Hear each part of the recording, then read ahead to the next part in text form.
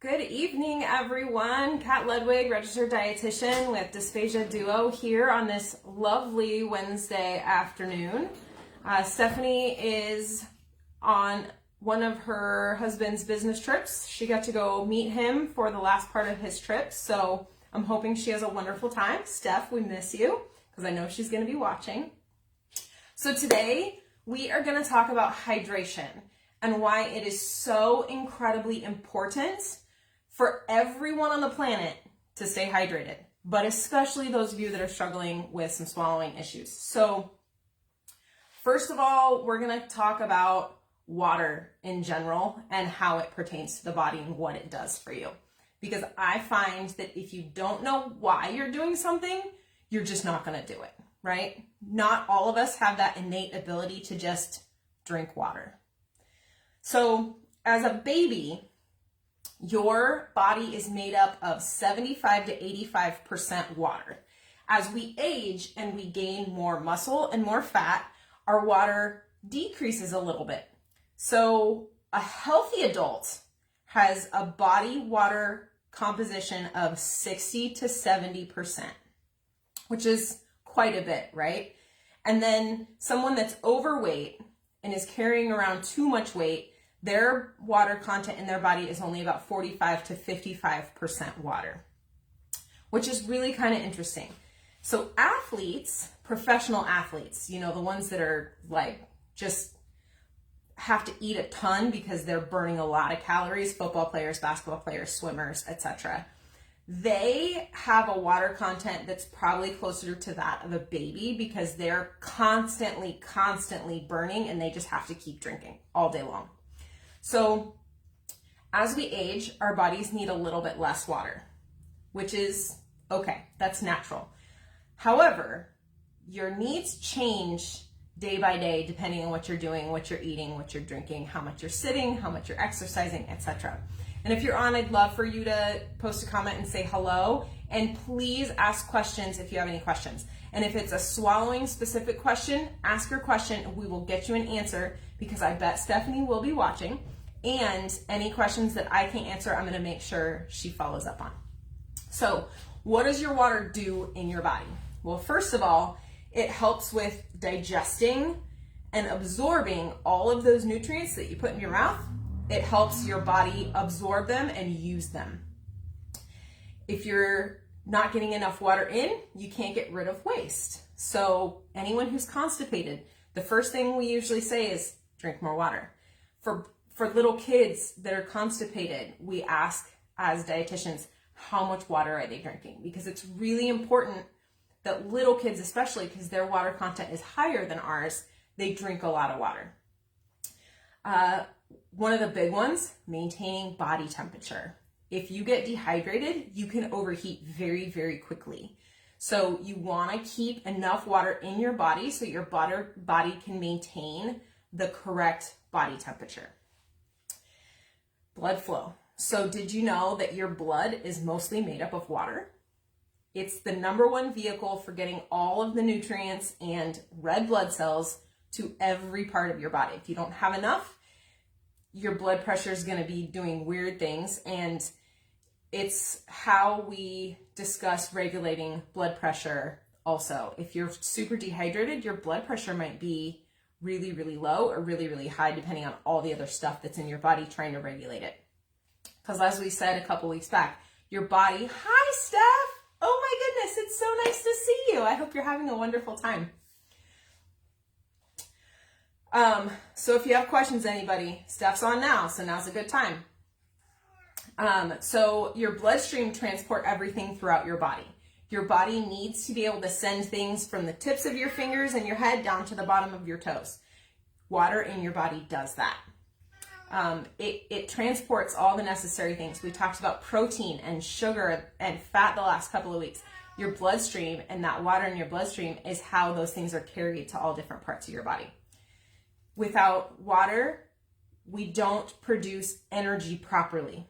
So if you're dehydrated, you may be really fatigued, you may have brain fog, you just may not be operating at your optimum level. And then hormones.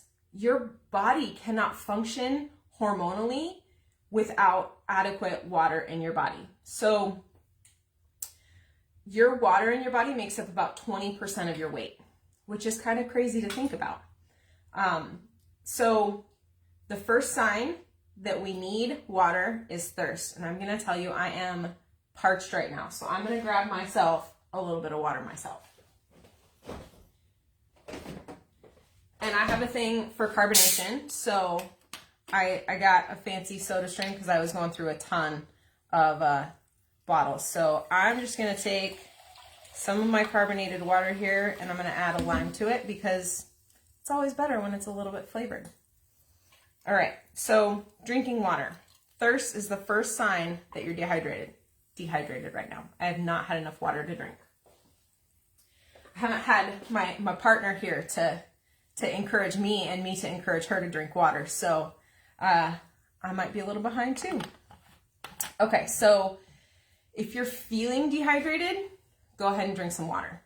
Don't go drink a soda, don't go drink coffee, get straight water. And the best temperature to absorb water is room temperature. If you're super dehydrated, you want lukewarm room temp water. If you're normal temperature, cold water, ice water is fine. Because I know a lot of people love their ice water. I don't like ice because it makes my teeth hurt. So, but I do like it chilled. Your body loses water all the time. I'm losing water right now through my breath. We excrete a little bit every time we exhale out with the carbon dioxide. Also, water leaks out. I lost everyone for a second. Sorry about that. My internet connection must not be cooperating.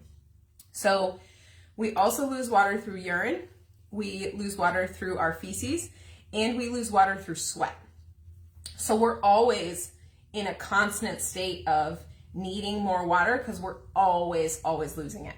So, well, can't we store it? No, we can't store it. We don't have any place to store water. You have to keep drinking because you're always losing it.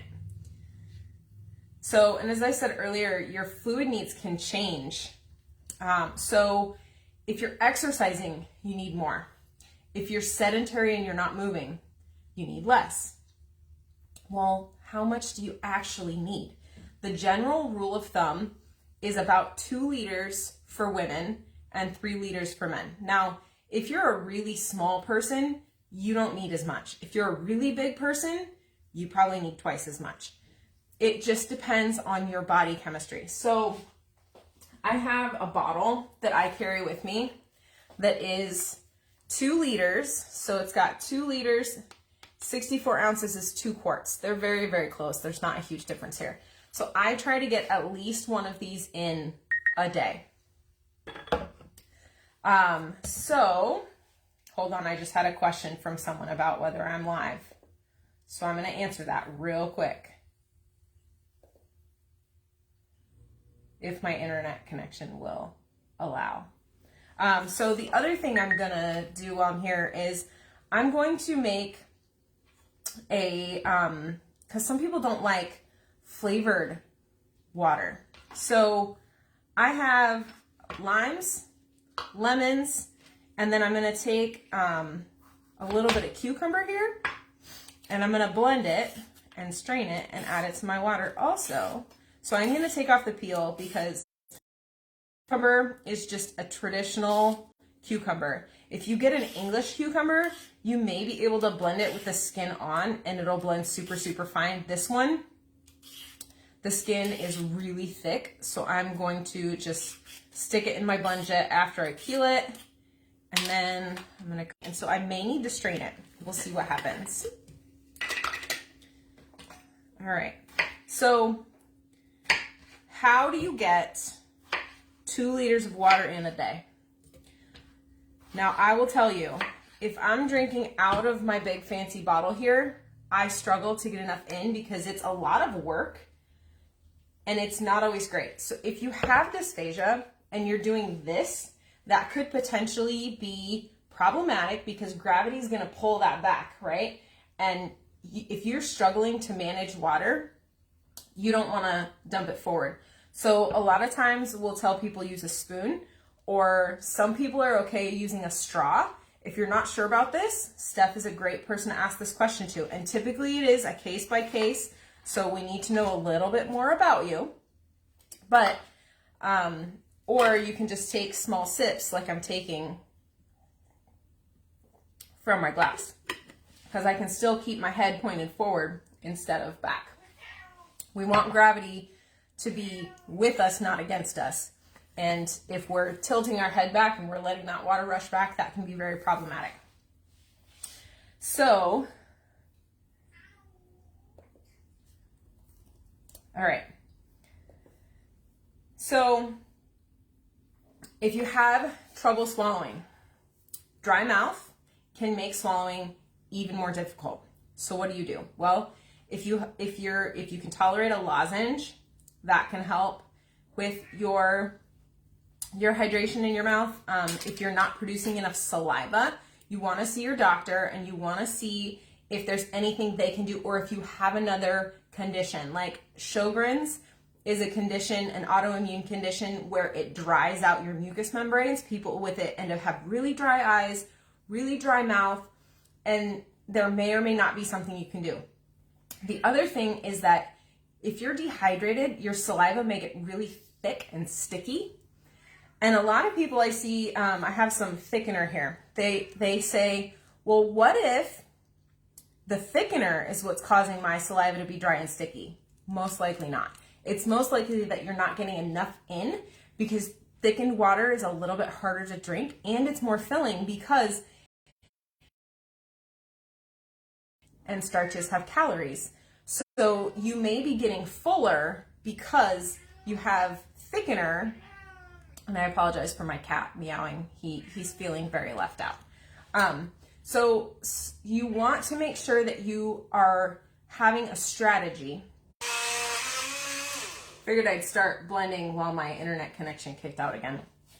So choose foods that are higher in water content, like fruits and vegetables. So I have here a pineapple, it's got a pretty high water content also. You probably don't want to eat that straight because it can be very, very acidic. And if you have GERD, you don't want to eat it by itself. Cucumber, almost all water.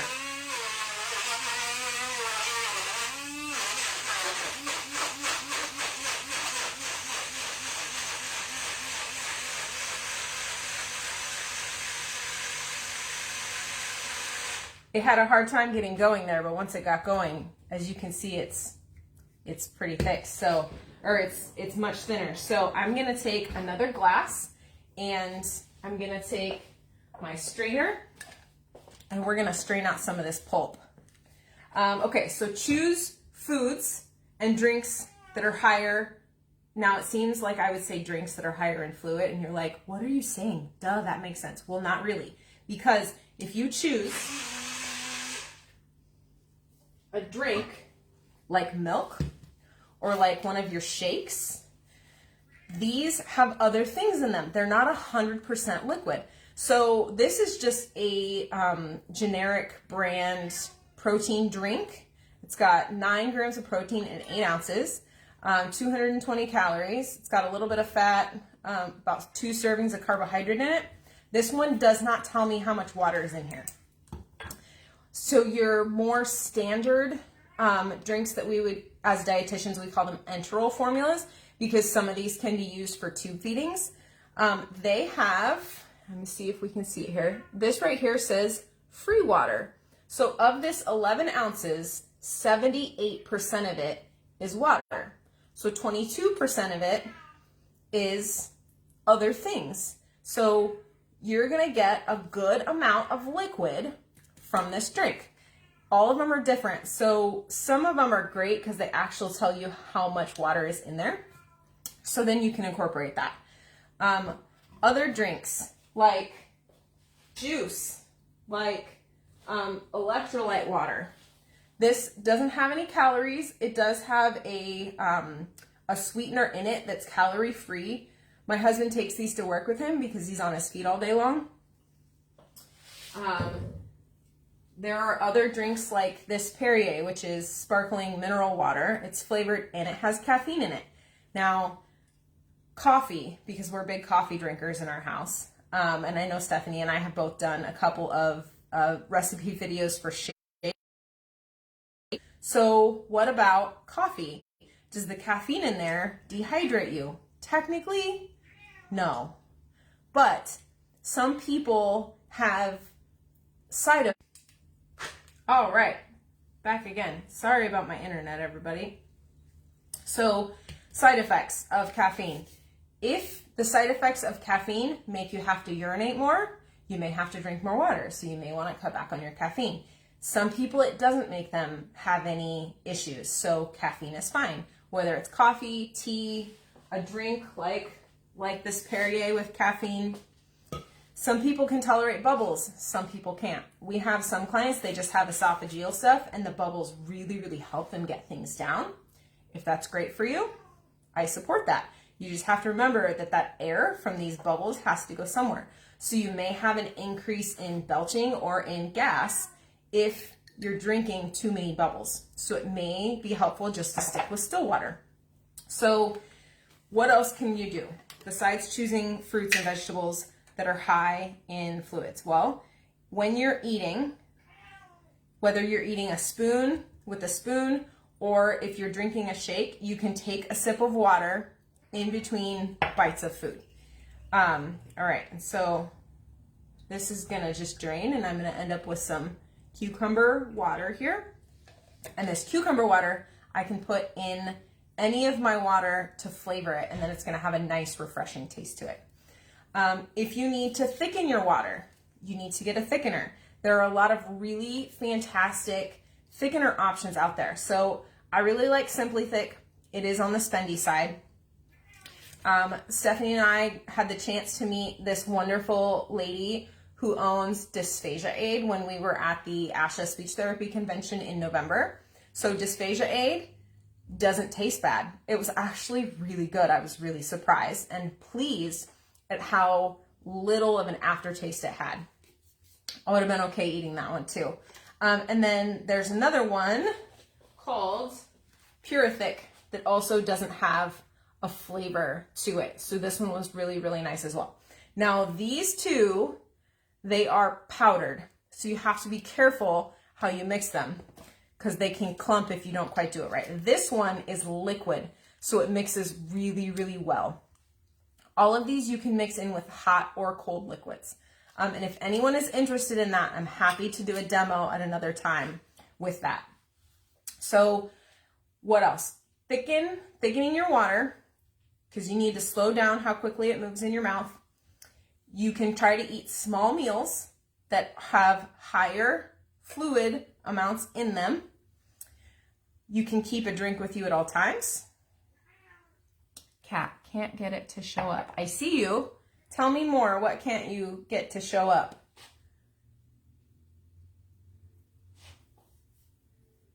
I have another strategy as well. Let's see. I have this little tiny shot glass that has amounts on it. And so if I can fill this up like every half an hour and drink it, I can get quite a bit in additionally this way, in addition to however your fluids throughout the day.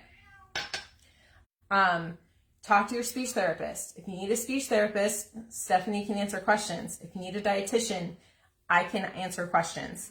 All right, sorry everybody, my internet's just having a terrible time. So I also wanted to touch on medications because medications can cause problems with some of your hydration status, meaning they can dry you out.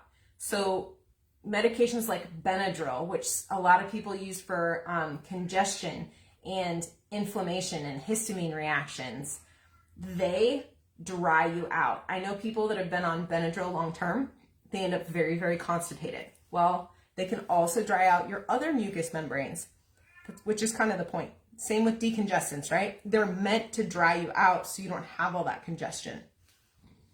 Diuretics. If you're on a medication to make you pee because you have extra fluid to get rid of, diuretics are literally meant to get rid of the fluid that's in your body. So you want to talk to your doctor and hopefully a dietitian as well if you're on a diuretic. Antidepressants, they can cause some dehydration effects as well. NSAIDs like ibuprofen and naproxen, they're supposed to treat inflammation and pain. They can sometimes contribute to dry mouth, and they can cause kidney problems because they're processed through your kidneys. So if your kidneys aren't working well, that's a problem. You need to talk to your doctor. But the number one thing dietitians will tell you when we're talking about kidneys is drink more water, unless you're on dialysis, and then you have to drink less water. But if your kidneys are still working and you're not on dialysis, drink more water. I can't say it enough.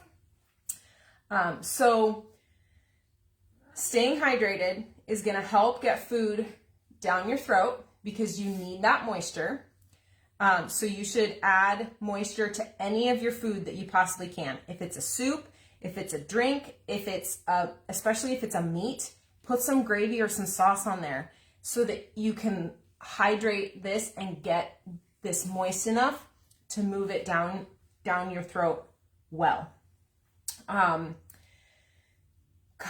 hydration is so important. I just can't stress it enough. So I would love to answer some questions because it sounds like we're having some trouble getting people to show up. It's probably my internet connection. I'm so sorry. Usually don't do this in this location because I forget how terrible my internet acts sometimes. So I can't wait for you to come back, Steph. So I wanted to also touch on a couple things that I do. We've always talked about like chicken soup when you're sick, right? Well, if you just need to get some extra calories and some extra protein and some fluid in, broth is a really, really great way to do that. I do usually buy the low sodium version because I want to make sure I'm salting my food properly. But it's totally up to you, but follow doctor's recommendations. And if you need a dietitian, they can clarify for you. So I sometimes struggle with plain water. So I buy these little powdered additives that are flavored. And this one, I think it says to add it to like 16 ounces. I'll put it in the entire bottle and it's sweet enough and strong enough for me. So you can always dilute it even more. And then I also have these electrolyte ones that I bought recently. If you're having a problem with diarrhea or with nausea and vomiting, or you're exercising more than you were and you feel like you need some more electrolytes, or if you're having a low blood pressure problem, you may want to get something like this that has some extra vitamins and minerals, the salt, the potassium, etc., and add this into your water. You can also add this in to water that you're thickening, and it should work just fine. So if you have questions about that, let me know. Oh, I can't wait for summer. We're gonna make some gazpacho with some cucumber and some tomato, and it's gonna be amazing. Because that cucumber water is delightful and refreshing. So,